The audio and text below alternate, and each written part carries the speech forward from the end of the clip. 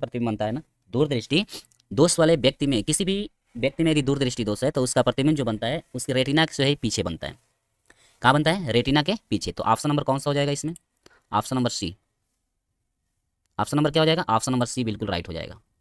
Option number सी जो है यहाँ पे आपका सही हो जाएगा। ठीक है, चलिए अगला हेडिंग देखिए। अगला अगला जो है प्रश्न क्या है देखिए। चलिए अगला प्रश्न है, जब श्वेत प्रकाश प्रिज्म से गुजरता है तो सर्वाधिक विचलन होता है। चलिए सर्वाधिक सबसे ज्यादा विचलन बच्चों किसका होता है? श्वेत प्रकाश जो होती है ना, प्रिज्म से जब भी विचलन का, यानी प्रिज्म से यदि श्वेत प्रकाश को गुजारा जाता है तो सबसे ज्यादा विचलन किसका होता है? जब श्वेत प्रकाश प्रिज्म से गुजरता है तो सर्वाधिक माने होता है बच्चों सबसे ज्यादा विचलन किसका होता है? लाल रंग का होता है, पीले रंग का होता है, बैगनी रंग का होता है और हरे रंग का होता है। इन चारों ऑप्शन में से कौन सा ऑप्शन आपका सही है वो आप जब बताइए कमेंट करके। ठीक है, रिसीव करें ऑप्शन नंबर सी। सौरभ करें ऑप्शन नंबर सी। अच्छा, बैगनी रंग का होता है। ठीक है, और बच्चे लोग जवाब दे दीजिए कौन सा ऑप्शन आपका सही हो जाएगा। चलिए बच्चों सभी लोग जवाब देंगे कौन सा ऑप्शन आपका सही हो जाएगा। सबसे ज़्यादा जो है कि आपका विचलन किसका होता है? किस जो है कि रंग का सबसे ज़्यादा विचलन होता है? जवाब दीजिए फटाक से, जिसको पता है जवाब दीजिए।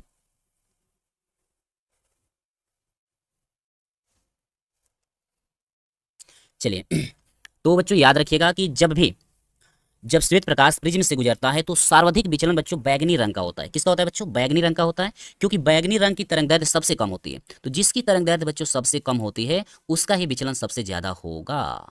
क्या होगा? सबसे ज्यादा होगा। तो ऑप्शन नंबर सी। चलिए सौरभ करें ऑप्शन नंबर सी, नैतिक करें ऑप्शन नंबर सी, बिल्कुल राइट। ऑप्शन नंबर सी बैगनी रंग का जो है कि आपका होता है। चलिए गुड, बहुत बढ़िया। आगे बढ़ते हैं बच्चों अगले प्रश्न की तरफ। चलिए अगला प्रश्न आपकी स्क्रीन पे है, इसका जवाब आप लोग तुरंत देंगे। चलिए सवाल क्या है बच्चों, ध्यान दीजिए। कह रहे कांच का अपवर्तनांक अधिक होता है। कांच का अपवर्तनांक अधिकतम किसमें होता है? ठीक है, यानी कांच का अपवर्तनांक अधिकतम होता है बच्चों किसमें? लाल रंग के लिए अधिकतम होता है, पीले रंग के लिए अधिकतम होता है, बैगनी रंग के लिए होता है या हरे रंग के लिए। ठीक है, 2019 में ये पूछा गया है।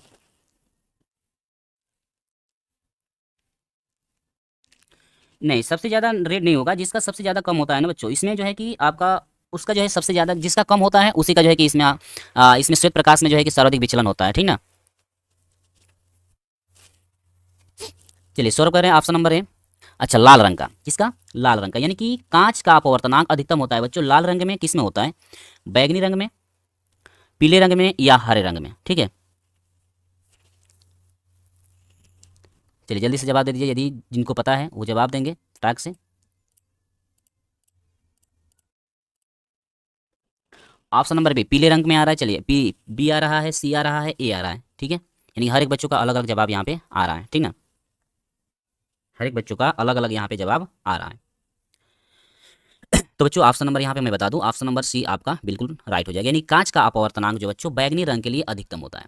कांच का अपवर्तनांक जो होता है किसके लिए? बैगनी रंग के लिए आपका कांच का अपवर्तनांक जो है अधिकतम होता है। तो ऑप्शन नंबर सी आपका राइट हो जाएगा। याद रखिएगा, बैगनी रंग के लिए। किस रंग के लिए? बैगनी रंग के लिए। ऑप्शन नंबर सी बिल्कुल राइट हो जाएगा।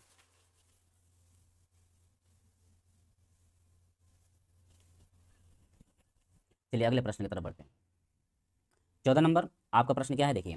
आसमान का रंग नीला दिखाई देता है क्यों? देखिए 13 और 16, 16 और 13 में ये पूछा गया है प्रश्न। ठीक है, आसमान का रंग नीला दिखता है अथवा आकाश का रंग नीला क्यों दिखाई देता है? ठीक ना, आसमान का रंग नीला क्यों दिखता है, या क्वेश्चन आपसे कह सकता है कि आकाश का रंग नीला क्यों दिखाई देता है?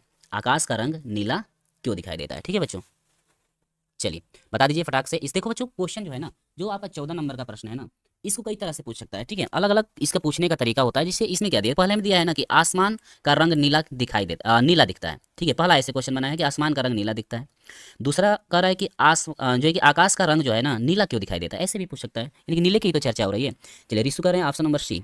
अच्छा, पहला दिया है बच्चों प्रकाश के परावर्तन के कारण, प्रकाश के अपवर्तन के कारण, प्रकाश के प्रकीर्णन के कारण, और बच्चों यहाँ पर है पूर्ण आंतरिक परावर्तन के कारण। ठीक है, तो बहुत सिंपल है ये तो सवाल बच्चों बहुत ही सिंपल है, आप लोग जवाब दे ही सकते हैं। ठीक है, तो 14 नंबर का क्या हो जाएगा आप लोग जल्दी से बताइएगा। ठीक है, तो याद रखिए बच्चों 14 नंबर को आप लोग याद रखिएगा कि हमेशा जो होता है ना, प्रकाश नीला इसलिए दिखाई देता है क्योंकि प्रकाश का उसमें क्या होता है बच्चों, प्रकाश का प्रकीर्णन होता है। क्या होता है? प्रकाश के प्रकीर्णन के कारण हमेशा जो है आकाश नीला दिखाई देता है। इसके कारण प्रकाश के प्रकीर्णन, यानी कि प्रकाश के प्रकीर्णन के कारण जो होता है आकाश का रंग नीला दिखाई देता है। ठीक है, ऑप्शन नंबर सी। ठीक है, बिल्कुल जिनका ऑप्शन नंबर सी आ रहा है बिल्कुल यहाँ पे राइट है ऑप्शन नंबर सी वालों को। ठीक है, अगले प्रश्न की तरफ हम लोग बढ़ते हैं। चलिए अगला प्रश्न क्या है, चंद्रमा से देखने पर आकाश दिखाई देता है, कैसा दिखाई देता है, बैगनी, नीला, चलो इसको बता दो भाई।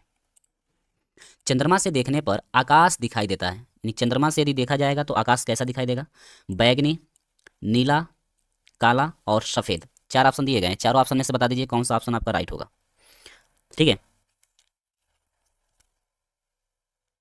चंद्रमा से यदि देखा जाए तो आकाश का रंग कैसा दिखाई देता है।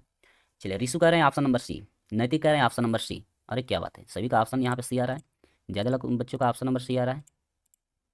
और बताइए बच्चे लोग ऑप्शन कौन सा राइट होगा, आप लोग बताते रहिए। ठीक है, चंद्रमा से देखने पर आकाश कैसा दिखाई देता है बच्चों, तो आपका हो जाएगा ऑप्शन नंबर सी।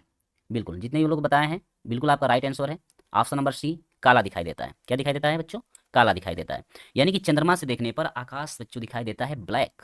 क्या दिखाई देता है, ब्लैक। ब्लैक में क्या होता है बच्चों, काला।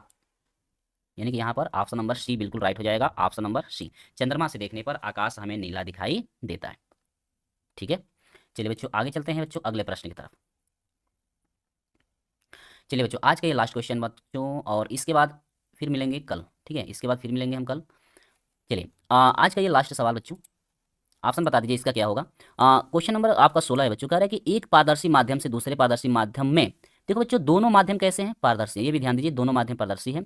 एक प्रकाश किरण के लिए अपवर्तन कोण का मान आपतन कोण की तुलना में अधिक होती है। इस सवाल का जवाब आप लोग दे दीजिए बहुत प्यारे तरीके से। ठीक है, जब प्रकाश सघन माध्यम से विरल माध्यम में जा रही है, तो बी ऑप्शन दिया है विरल माध्यम से सघन माध्यम में जा रही है।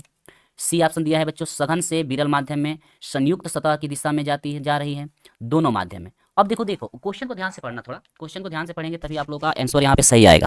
और हाँ, क्वेश्चन नंबर 16 का कौन सा ऑप्शन है, इसका जवाब दीजिएगा, क्योंकि हम इसे एक डायग्राम के रूप में भी बताकर हम अभी बनाकर हम जो है कि आपको समझाएंगे। इसका जवाब आप पहले दे दीजिए, इस सवाल को ध्यान से पढ़िएगा। ठीक है, मैं एक चीज़ मैं आपको थोड़ा सा हिंट करता हूँ बच्चों, कि याद रखिएगा कि जब भी प्रकाश, ठीक है, प्रकाश जो होती है ना, प्रकाश की किरण यदि विरल माध्यम से यदि सघन माध्यम में प्रवेश करती है, ध्यान दीजिएगा इस चीज़ को, जब भी प्रकाश विरल माध्यम से सघन माध्यम में बच्चों प्रवेश करती है तो वो अभिलंब की तरफ झुकती है। यानी कि विरल माध्यम से यदि सघन माध्यम में जाएगी तो आपका कोण कम होगा। ठीक है, क्या होगा, कोण छोटा होगा। अगर वही सघन माध्यम से यदि विरल माध्यम में जाएगी तो एंगल उसका क्या होगा, बड़ा होगा। एंगल क्या होगा बच्चों, बड़ा होगा। ठीक है, तो ये दोनों माध्यम सेम है। यहाँ पर कह रहे हैं एक पारदर्शी माध्यम दूसरे पारदर्शी माध्यम में प्रवेश करता है। ठीक है, तो आपको बताना यह है कि आखिर में प्रकाश जो है ना बच्चों किस माध्यम से किस माध्यम में प्रवेश कर रही है। क्या सघन माध्यम से विरल माध्यम में जा रही है ताकि आपतन कोण का मान अपवर्तन कोण की तुलना में अधिक हो। ठीक है, आपतन कोण का मान बच्चों अपवर्तन कोण की तुलना में क्या है, अधिक, यानी आपतन कोण अधिक है, सॉरी अपवर्तन कोण का मान जो है आपतन कोण की तुलना में अधिक है। ठीक है, यानी कि अपवर्तन कोण बड़ा है, अपवर्तन कोण क्या है बच्चों, बड़ा है, और आपतन कोण छोटा है। ठीक है, चलिए जल्दी से ऑप्शन का जवाब दीजिएगा कि ऑप्शन आपका कौन सा सही है।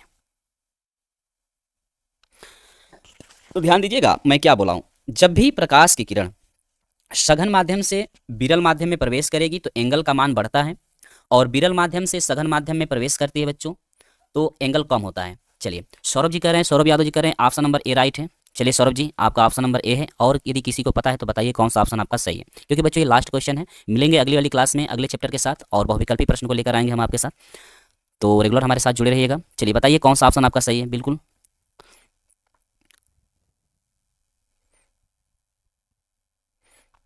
बताइए। सौरभ जी केवल आपका आंसर आया है option number A, Saurabh ji का आया है, आप लोग बताइए। चलिए नैतिक जी करें ऑप्शन नंबर ए, चलिए नैतिक का भी ऑप्शन नंबर ए आ रहा है। और किसी का, जितने भी लोग जुड़े हैं हमारे साथ, जितने लोग लाइव में जुड़े हुए हैं, कृपया आप लोग जवाब दे दीजिए कि कौन सा आपका राइट आंसर हो जाएगा। और वीडियो को लाइक शेयर आप लोग करते रहिए, वीडियो को बच्चों लाइक शेयर अपने दोस्तों के साथ भी कर दीजिए ताकि हमारा भी मोटिवेशन बढ़ता रहे। ठीक है बच्चों,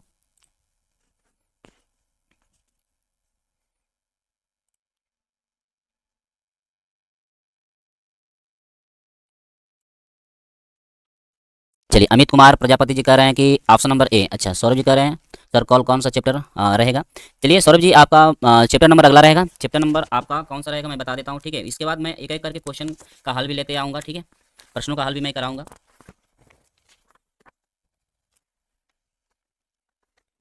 अगला जो है वो होगा सौरभ जी वैद्युत से। ठीक है, वैद्युत से होगा अगला जो भी क्वेश्चन आएगा आपका, वैद्युत से आएगा। ऑप्शनल जो है आपके वैद्युत से रहेंगे। ठीक है, तो हमारे साथ 5 बजे जो है, सुबह 5 बजे हमारे साथ जुड़ जाइएगा, क्योंकि मैं 5 बजे से आपका 6 बजे तक मैं लाइव कर दूंगा। ठीक है, चलिए तो बच्चों मैं बता देता हूँ इसका ऑप्शन नंबर कौन सा होगा। तो याद रखिएगा बच्चों, ऑप्शन नंबर यहाँ पे हम लोग का ऑप्शन नंबर जो है बच्चों ए बिल्कुल राइट हो जाएगा। ऑप्शन नंबर क्या होगा? ए। ठीक है।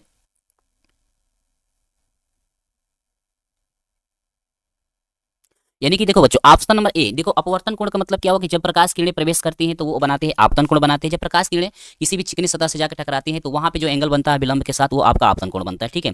और जब किसी दूसरे माध्यम में प्रवेश वो करती है तो वो आपका अपवर्तन कोण बनता है। तो अपवर्तन कोण बड़ा हो रहा है और आपतन कोण क्या है बच्चों? आपका कम हो रहा है। तो इसका मतलब कि प्रकाश जो है ना, सघन माध्यम से विरल माध्यम की तरफ यदि जाती है तो एंगल आपका बढ़ता है, क्योंकि विरल माध्यम में प्रवेश करेगी तो उसकी चाल बढ़ जाएगी। तो ऑप्शन नंबर ए बिल्कुल राइट हो जाएगा। ठीक है बच्चों। तो चलिए बच्चों, आज की क्लास है बस यहीं पे हम लोग समाप्त करते हैं। मिलते हैं अगली वाली क्लास में एक नई वीडियो के साथ और एक नए जो सुमन के साथ, और हमारे साथ ऐसे ही जो है प्रतिदिन सुबह 5 बजे आप हमारे